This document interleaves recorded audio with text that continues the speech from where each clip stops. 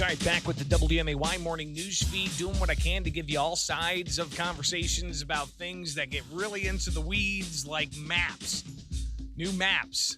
We've talked a lot about legislative maps. We've talked a lot about congressional maps. The State House still has to deal with some judicial maps of sorts. But we also now have to determine what happens with the county level maps, let alone the conversations that are going to be had about the new maps for Springfield, for instance. So to get more detail about this and maybe some of the questions that still linger about new county level maps, we talked with Brian McFadden last segment. He's the administrator for Sangamon County, and a vote for the final map coming up. Now, McFadden indicating that it could change. There could be amendments. What some of those amendments could look like, who knows? But we have the chairman of the Democratic Party of Sangamon County joining us now, Bill Houlihan, here on the WMAY Morning News Feed. I'm Greg Bishop. And Bill, thanks for taking time with us this morning. Let's get your assessment of the proposed maps that could come up for a final vote and how you'd like to see that change. Well, thanks, Greg Bishop, first of all, for having me on. What we're looking for is the Democrats at the county level, different than the Republicans at the state and congressional level. We actually drew a map that we presented at the election oversight meeting last Monday. And what we did was we worked on the premise to meet the Voting Rights Act. So we ended up drawing three minority districts that were majority, over 50% African American. And then we went ahead and had all the addresses of every county board member, Democrat and Republican. And as you know, there's 7 Democrats and 22 Republicans. And we drew the district boundaries to mostly fit every one of those folks. So when we finished drawing our map, Greg, we didn't have any one person in the same district, Democrat or Republican. Under the current Republican map, they have Democrat Tony DiGiorno and Democrat Patty Hayes in the same district. And then on the east side of Springfield, they put both Linda Douglas Williams, an incumbent Democrat, and Vera Small, an incumbent Democrat, African Americans both, into one district.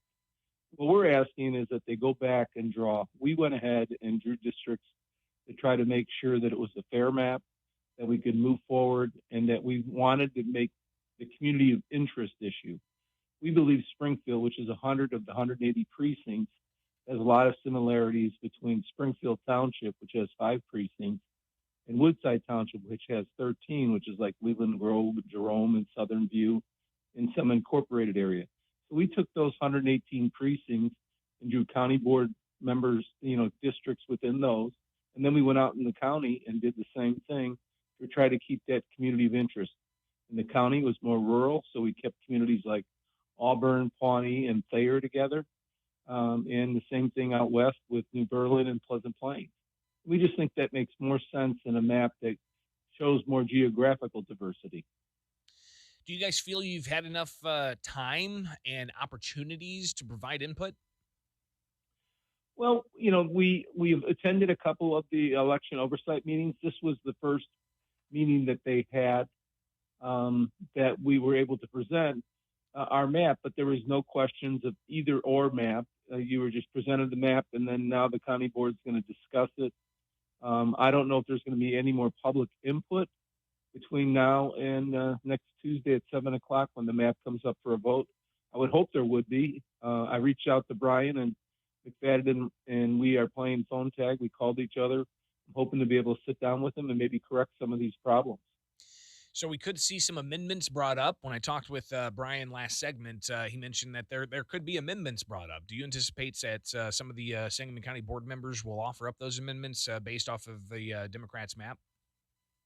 I hope so. I mean, the Democrats are working together closely with trying to figure out what we can do to move this map forward.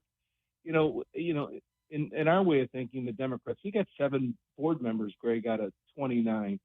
So it doesn't seem to me that it should be that difficult to draw 7 districts for those 7 candidates instead of putting 2 for the 7 candidates in the same, in 2 different districts.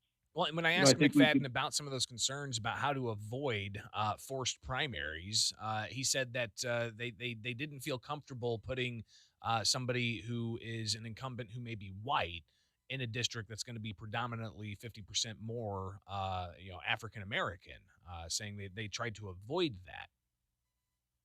And I understand that point, but that's not what the Voting Rights Act says. The Voting Rights Act doesn't take into consideration the candidate unless there's already an African American candidate in that seat. In the district they're talking about Clyde Bunch's district, over by Bunn Park, Martin Luther King Drive, Ash Street, in that area by Southeast High School. And that district is a majority minority district. Clyde is white, of course. He's been on the county board longer than anybody else in the county of Sangamon. But the legislation says is you draw the map, you get 50+%. It's considered a minority majority district, excuse me. And then you just have to see who files for petition.